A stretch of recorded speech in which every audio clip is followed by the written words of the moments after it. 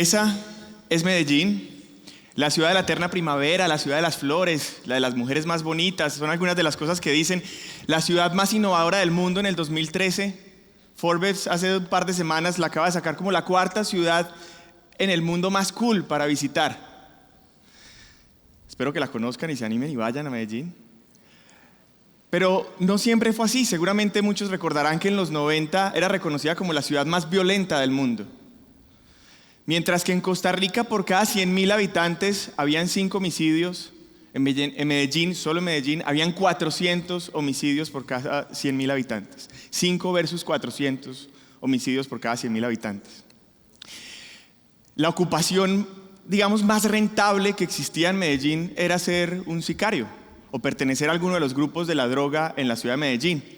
Las bombas, seguramente recordarán un montón de noticias producto del narcotráfico que la convertían definitivamente en la ciudad más violenta del planeta.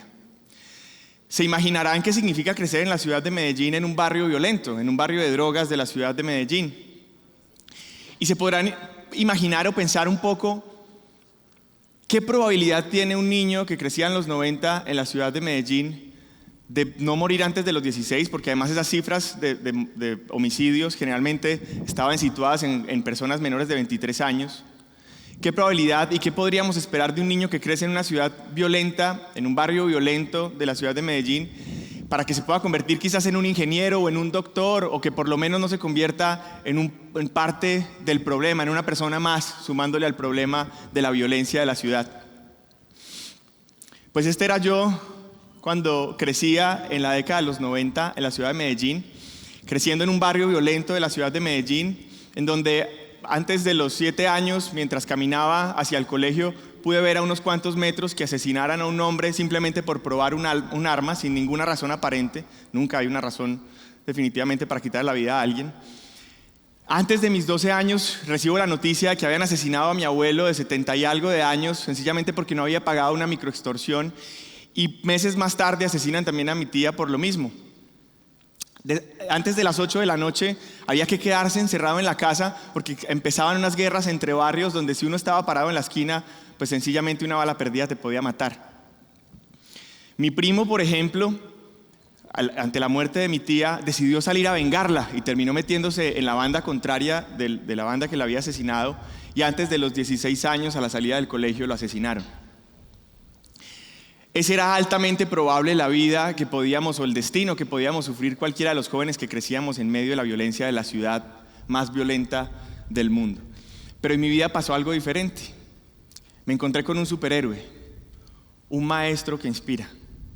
Un maestro que, más allá del bajo salario que reciben los maestros en Colombia y en gran parte de América Latina, decidía quedarse en las tardes para dedicar tiempo a sacarnos de esa dinámica de violencia de las calles y de las esquinas de nuestros barrios, a mostrarnos oportunidades más allá de las fronteras invisibles de nuestros barrios.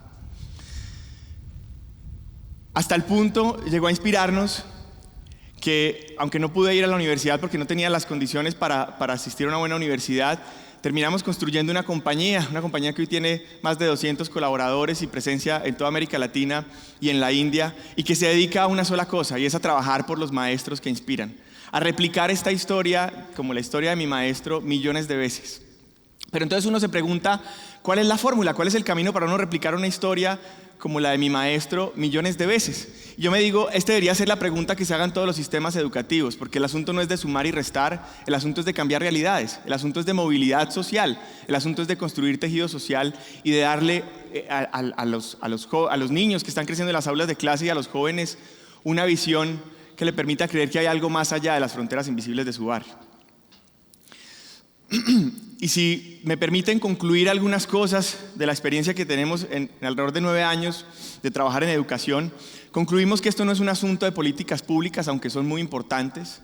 No es definitivamente un asunto de tecnología, ni de pizarras digitales, ni de un computador por niño, ni nada por el estilo. Esto en definitiva es un asunto de maestros que inspiran. Desde las políticas públicas, desde la innovación tecnológica, o en fin, podemos poner nuestro granito de arena, pero finalmente ustedes, maestros, en el aula de clase, son los que hacen la magia, los que entienden el contexto de cada uno de esos pequeños mundos que hay en la cabeza de sus niños y encuentran el camino para transformarlos. Pero definitivamente, y lo escuchaba en la charla anterior, Cada vez es más difícil cautivar a los aprendices del siglo XXI. Cada vez vienen al aula de clase bombardeados con más multimedia, con más imágenes, con más contenidos. ¿Y cómo hacemos los maestros para cautivar y en consecuencia inspirar a esos aprendices del siglo XXI? Y la respuesta parece ser la misma a lo largo y ancho del planeta, y es la innovación educativa. Todo el mundo empieza a hablar de innovación educativa. Se han invertido billones de dólares en América Latina todos los años en llevar tecnología a las aulas de clase. Hay algunas fotografías de lugares en donde hay robots que son capaces de sustituir al maestro dentro del aula de clase. Alguien decía por ahí, alguien que ha recorrido bastante en materia de tecnología en educación, y decía, es que si yo le pongo una computadora en las manos a un niño un mes, el niño va a aprender mucho más que un año entero enfrente de un maestro. Y entonces ahí yo me pregunto, si mi maestro no hubiera existido y en lugar de él hubiera existido una computadora, ¿será que yo hubiera podido pararme aquí y decir gracias a mi maestro porque me inspiró y me sacó del círculo de violencia y pobreza de nuestros barrios? Seguramente no. La tecnología jamás podrá sustituir ese rol inspirador del maestro. Por eso vuelvo e insisto, la educación no se puede tratar de sumar y restar. Si se trata de sumar y restar, seguramente un buen contenido y una buena tecnología podrá sustituir esa labor de aprender a sumar y restar, pero no la labor de crear seres humanos capaces de construir tejido social, de hacer iniciativas, de generar transformación, de dar mensajes que trasciendan. Así que en esa duda de entonces qué es innovación educativa, qué es tecnología, hicimos una investigación que llegó a una conclusión que publicamos en un portal que se llama maestrosqueinspiran.com, invitados a verlo. Y cuando publicamos esto llegamos a una conclusión que seguramente todos los que son maestros lo saben, pero que tristemente el resto de la comunidad muchas veces no lo sabe. Y es que los maestros no solamente se dedican a dar una clase en un aula de clase, que enseñar en un aula de clase es solamente una pequeña porción. Muchos papás dirán, es que los profesores viven muy bueno, van y dan clase unas cuantas horitas en el colegio y luego se van a descansar. Ustedes mismos que son maestros sabrán que los fines de semana seguramente son para calificar exámenes y para preparar las clases de la próxima semana y a sufrir un poco por aquellos estudiantes a los que hay que dedicarle algo de educación personalizada, pero que aunque las estadísticas digan que tenemos entre 15 y 20 estudiantes en el aula, realmente tenemos 30, 40. Yo crecí en un salón de 56 estudiantes. Y nos dimos cuenta que el maestro tiene que dedicar tiempo, y sobre todo un maestro del siglo XXI, a planear. Que ahora tiene que planear, ojalá, una educación con más contexto, basada en proyectos, con recursos educativos rastreados en internet, que luego tiene que ir al aula de clase y efectivamente enseñar, y que tiene que enseñar con herramientas didácticas mucho más cautivadoras que antes, porque el reto para cautivar a un aprendiz del siglo XXI es mayor, y luego tiene que calificar, pero ya no solamente es evaluar para decir si ganó o perdió, sino que deberíamos siempre utilizar esas métricas, esa información de la evaluación, para personalizar el aprendizaje y fortalecer esas competencias o habilidades que tienen potencial de desarrollarse en nuestros aprendices. Pero además tiene que ser un comunicador excelente, porque la educación no solamente depende del maestro, la comunicación depende también de los padres de familia, y lo que pasa en la casa debería estar cruzado por una línea de coherencia que vaya desde el aula de clase hasta lo que los padres de familia son capaces de hacer con sus hijos en la casa. Pero además de eso, el maestro del siglo XXI sabe que está educando a sus aprendices, a sus estudiantes, para desempeñarse en labores al otro lado del mundo. Puede ser el community manager de una multinacional, cualquiera de los estudiantes que están en sus aulas de clase podrá hacer eso.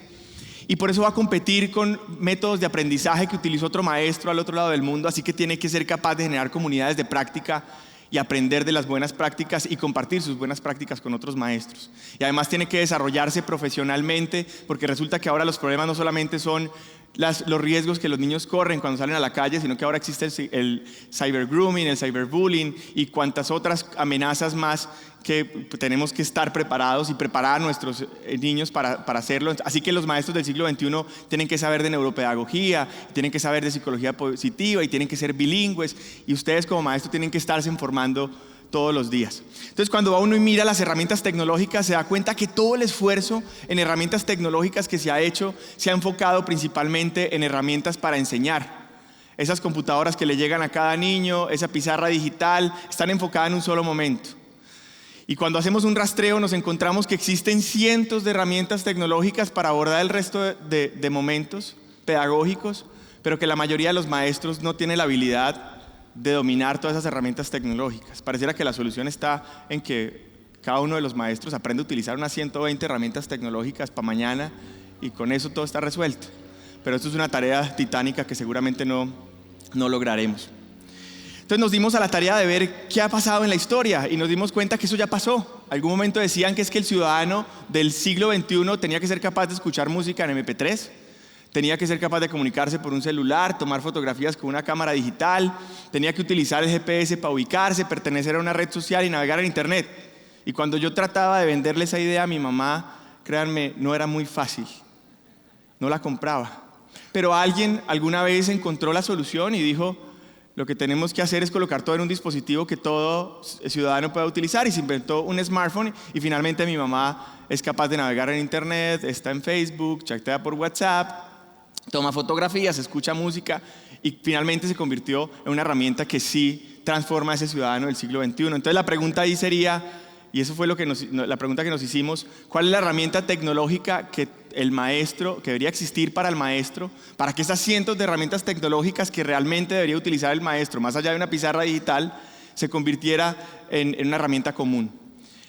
Así que inventamos y patentamos una herramienta tecnológica que es algo así como el asistente personal del maestro, una computadora en sí misma. Eso que ven ahí es una computadora, pero que además de eso es una academia de desarrollo profesional docente en todos estos temas que la UNESCO marca como los temas que un ciudadano del siglo XXI debería tener. Pero además es una herramienta que le ayuda al maestro a planear clases más rápido y basados en experiencias de aprendizaje de otros maestros alrededor del mundo, pero que además tiene miles de recursos educativos que se sincronizan a un clic para ser utilizados sin internet, pero que además de eso le ayuda al maestro con tareas repetitivas como tomar lista en el aula de clase, y que además de eso le ayuda a calificar exámenes en segundos con solo mostrarle el examen, y el resultado de eso son planes personalizados para que el estudiante repase en su casa sin que el maestro tenga que hacer el esfuerzo de personalizar uno a uno los exámenes, pero que además de eso es una herramienta de comunicación para notificarle al papá los resultados del examen y propuestas de trabajo conjunto para educar como debe ser en conjunto al estudiante. Pero también aumenta la experiencia en el aula de clase, porque ese aparatico también sirve para hacer realidad aumentada en el aula de clase y es capaz de convertir cualquier pared en una pizarra digital en cualquier lugar en el que nos encontremos, sin que la pizarra digital sea el fin del mundo, sino que simplemente sea ese instrumento para cautivar la atención de los aprendices. Y por último, rompe la barrera del acceso a internet, lleva internet donde no hay internet, crea una pequeña nube dentro del aula de clase. Esa clase que no está conectada, ahora está conectada y los niños pueden navegar en internet. A esto me dedico, a hacer tecnología para maestros, y con eso quiero concluir diciéndoles que hay personas pensando en los maestros que inspiran, hay compañías, hay personas pensando no en innovación de cómo hacer que el estudiante aprenda mejor sin el maestro, sino pensando en cómo potenciamos las habilidades de los maestros que inspiran para transformar sus aulas de clase con innovación. Hoy en la mañana estaba con la ministra visitando el colegio de la Carpio, y mi gran sorpresa fue que Costa Rica está llena de maestros que inspiran. Pura vida.